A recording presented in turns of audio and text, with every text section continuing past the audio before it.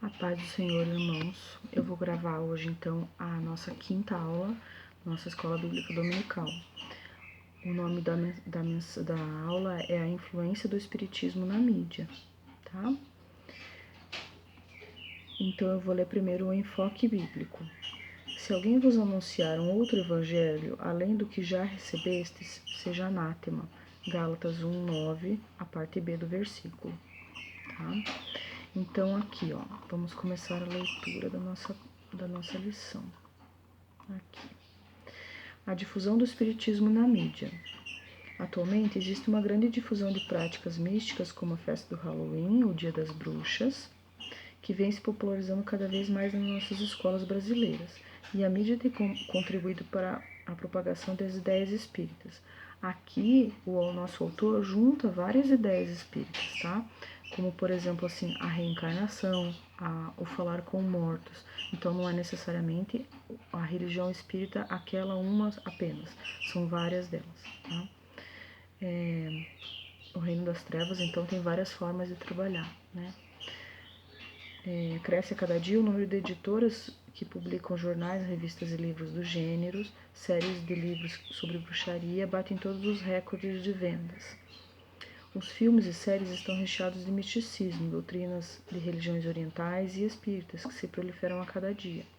Quem assiste a essas cenas compartilha emocional e mentalmente a um ritual satânico, com mortes lentas e dolorosas das vítimas, muito sangue, semelhante ao que acontece nos rituais de magia negra.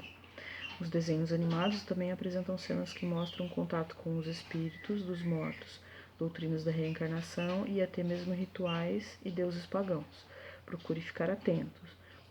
Muitos outros desenhos, principalmente os da Disney e os desenhos japoneses, servem como meio de divulgação do espiritismo e de religiões orientais como o budismo. Tá? O budismo também tem essa ideia da reencarnação. A Bíblia condena o espiritismo. Tá? Atualmente, o paganismo perpetua-se trajado de uma nova roupagem. Se não tivermos cuidados, passaremos a acertar certas coisas que desagradam a Deus. Hoje em dia é comum o uso de incensos, cristais, duendes e anjinhos. Devemos descobrir o significado e o propósito dessas coisas para não usarmos coisas que têm origem pagã como ornamento. Então, Deus não aceita o espiritismo e antes reprova qualquer prática de adivinhação. Os rituais satânicos de magia, as consultas aos mortos. E vou ler então Deuteronômio 18:10 até o 12. Entre ti se não achará quem faça passar pelo fogo seu filho e a sua filha, nem adivinhador, nem prognosticador, nem agoureiro, nem feiticeiro, nem encantador de encantamentos, nem quem consulte os espírito adivinhante, nem mágico, nem quem consulte os mortos. Pois todo aquele que faz tal coisa é abominação ao Senhor, e por estas abominações o Senhor teu Deus as lança fora de diante de ti. Tá claro que Deus não gosta disso, né? Na lei mosaica, quem praticasse a feitiçaria não poderia viver. Então, lá em Êxodo 22:18, a feitiçaria não deixarás viver, tá? Hoje os que praticam a feitiçaria não poderão entrar no reino de Deus. Ele cita lá Apocalipse 21:8, 22:15. Ele junta várias coisas que a gente sabe que não são boas nesse mesmo texto. Deixa eu pegar aqui. Esse é forte, bem forte. Então, 21:8.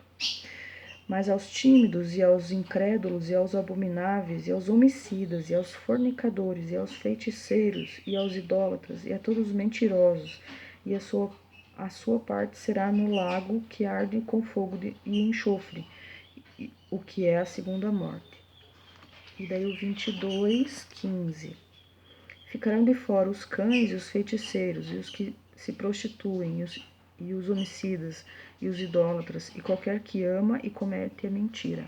Quem que é o pai da mentira, né, gente? Então, aqui.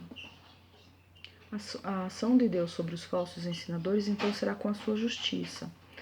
Deus protege os seus, né? Ele não só protege, mas ele julga com a sua justiça, que é atributo moral de Deus, né? De ser o justo juiz.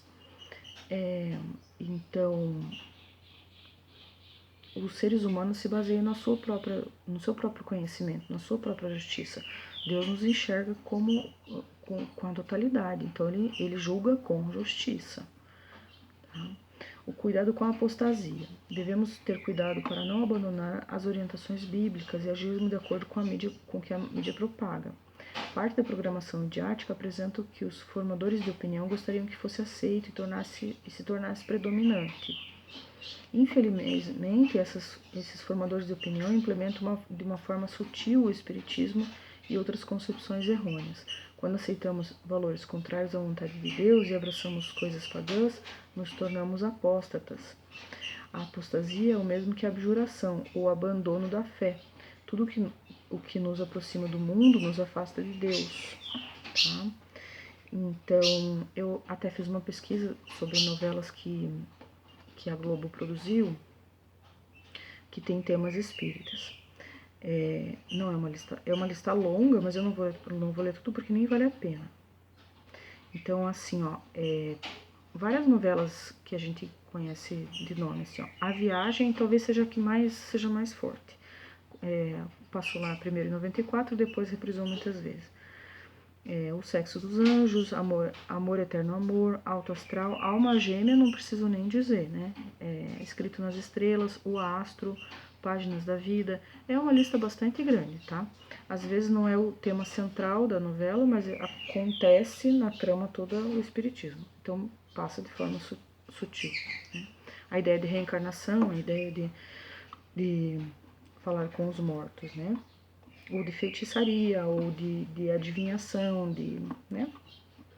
O risco do ceticismo e do demonismo. A gente tem os dois extremos. O demonismo achar que o demônio está em tudo e que tudo é isso, que vive numa guerra espiritual, e o exagero desse lado, né? Porque a gente sabe que a gente tem lutas contra as forças do mal, né? E o ceticismo seria não acreditar em nada e sim assim, então eu só acredito no que eu vejo, no que eu posso pôr a mão, naquilo que eu posso, né? Que não existe nenhuma forma de ação demoníaca aqui. Uma das maiores armas do inimigo é semear a ideia de que ele mesmo não existe, né? A melhor defesa, então, é o ataque. É justamente a gente conhecer a Deus cada vez mais e conhecer a palavra de Deus. E isso, a Bíblia incentiva isso muito, né? Ele cita até aqui, ó, precisamos conhecer a melhor palavra de Deus para que não sermos enganados. O profeta Oséias mostra as consequências da falta do conhecimento e faz um apelo. Você tem lido a palavra de Deus todos os dias? Lá, no processo que Oséias reconstruiu o muro lá, uma das coisas que ele fez foi abandonar as outras, né? Se negar a deixar de construir o muro, né? Deixar de fazer a obra de Deus. E também foi procurar a palavra para se fortalecer. Saiba que a melhor defesa é o ataque. A palavra de Deus é a espada do Espírito que nos defende das astutas ciladas do inimigo. Ele cita Efésios 6:17. Aqui eu marquei, mas aí as minhas marcas pelo jeito não ficaram tão simples.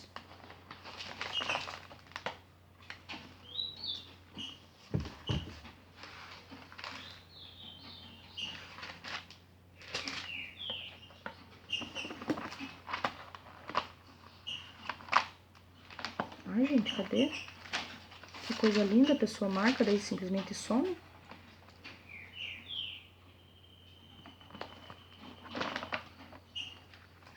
É pra passar vergonha na televisão. 1539. Aí a gente acha com página, sabe? Aqui. Aí, ó, a gente passando vergonha no vídeo na aula, viu? Cadê a marca que eu fiz? A marca do Efésios aqui sumiu, gente. É isso, ó lá. 6:17. Aqui, bem bonita. Tomai também o capacete da salvação e a espada do Espírito, que é a palavra de Deus, orando em todo o tempo com toda oração e súplica no Espírito, e vigiando nisto com toda perseverança e súplica por todos os santos. Né? Então, Deus nos protege, nos dá uma armadura, um capacete da fé. Devemos agir com sabedoria, rejeitando valores contrários à vontade de Deus, buscando a cada dia mais conhecimento bíblico e revestindo-nos da armadura de Deus, a fim de resistirmos no dia mau e permanecermos firmes no Senhor. Aqui também Efésios, daí 6:10. Nos demais, irmãos meus, fortalecei-vos no Senhor e na força do seu poder, revesti-vos de toda a armadura de Deus, para que possais estar firmes contra as astutas ciladas do diabo, porque não temos que lutar contra carne e sangue, mas sim contra os principados, contra os potestades, contra os príncipes das trevas desse século, contra as hostes espirituais da maldade nos lugares celestiais. Portanto, tomai toda a armadura de Deus para que possais resistir ao dia mau e, havendo feito tudo, ficar firmes. Né? Será que a gente consegue resistir, então, a essas coisas e nos afastar dessas coisas que a mídia comum nos propõe? Né? Quer ver? Eu separei algumas coisas aqui para a gente pensar. Então, sobre o Espiritismo, algumas doutrinas que eu quero que vocês pensem se elas não estão difundidas entre nós. Quer ver? A comunicação com os mortos. De repente, essa é simples da gente pensar, porque ela tem comum no meio cristão que isso não é aceito, né?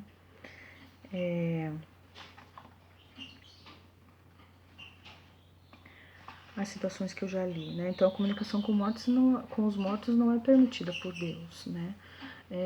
A gente precisa lembrar que Jesus ressuscitou. E a nossa próxima vinda é quando ele voltar. Quando nós morrermos e nós formos ressuscitar, será uma vez só, né? Então, as doutrinas da reencarnação falam que a gente vai voltar infinitamente, até que a gente evolua, né? E aí consiga acabar com essa situação.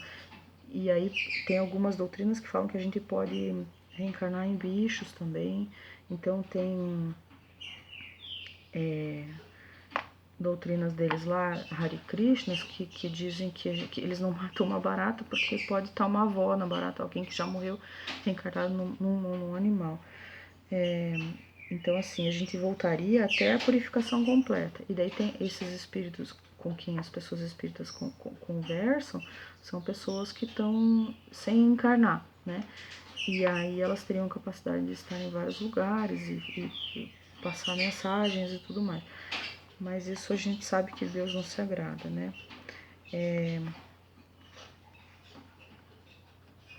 Então, a reencarnação consiste no processo de evolução dos espíritos e na expiação das faltas cometidas em vidas passadas. Veja, então a gente pode errar agora para depois consertar? Isso não faz sentido. A gente tá aqui uma vez só, né? E aí, deixa eu ver, eu anotei aqui. Quer ver? Jesus diz em Hebreus 9:27: aos homens está ordenado morrerem uma vez só, vindo depois disso o juízo, né? O Espiritismo e Jesus também aqui. O Espiritismo não admite que Jesus seja filho de Deus, no sentido de que os cristãos lhe atribuem, negam-lhe a divindade. Dizem então que Deus não é, que Jesus não é Deus, considerando um mero homem que evoluiu. Para Allan Kardec, que é uma pessoa importante dessa doutrina, ele era um médium de Deus, né? Então, um homem evoluído. Não é essa ideia, né? Jesus é Deus, né? Então, diante do que acreditam os cristãos e do testemunho das Escrituras, basta dizer que Jesus, em vez de médium, é o único mediador entre Deus e os homens, que ele é superior aos homens, né? Então, assim, também tem o seguinte, eles propõem que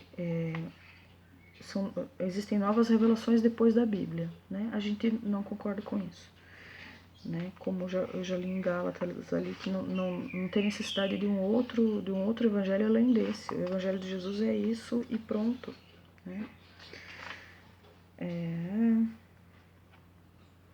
Então,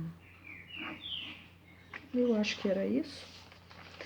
Então, assim, eu já li algumas das novelas que vocês viram. Algumas são de forma sutil, outras não. Gostaria que vocês prestassem bastante atenção nos detalhes das coisas, mas sem se desesperar.